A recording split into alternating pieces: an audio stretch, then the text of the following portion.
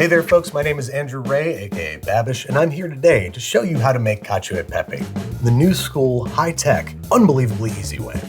This is Cacio e Pepe 101.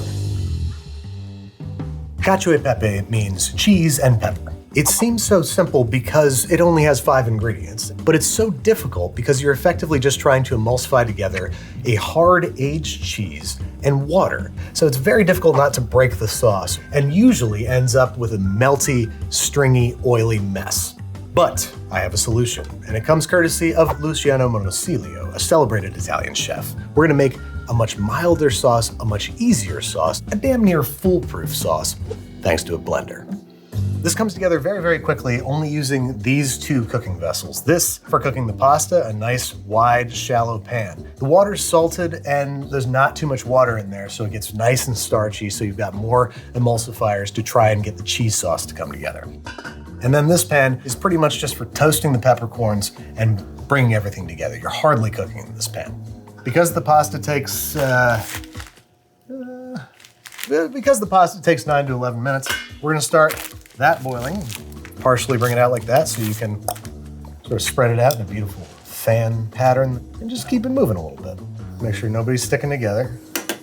Instead of just dry roasting the peppercorns, I'm gonna toast them in a little bit of butter. It helps stabilize the emulsion and it's nice to have fat in there to round out some of those sharp edges. While that's going, we can grate our cheese. Pecorino Romano and Parmigiano Reggiano, because Pecorino Romano is much sharper, much funkier, and Parmesan is gonna help round it out a little bit. We're gonna put this stuff in the jar of our blender. There we go. We got our butter nice and foamy here. I'm gonna add our peppercorns to it. Gotta be generous with the pepper. This is cacio e pepe. It's literally in the frickin' name. I got this pot on very low because I don't wanna brown the butter, I don't wanna burn the peppercorns, I just want it to be a nice warm place for everybody to live. The most scientific method for testing pasta's doneness is to take a strand and throw it into your mouth, not against the wall. That's pretty good. So now, toss it with the butter and the peppercorns. I would just eat this the way it is. But legally speaking, we have to put cheese in it. So while the blender's running, I'm gonna slowly stream in pasta cooking water until we get a nice thick sauce. All right. So we have now an incredibly creamy, dreamy sauce.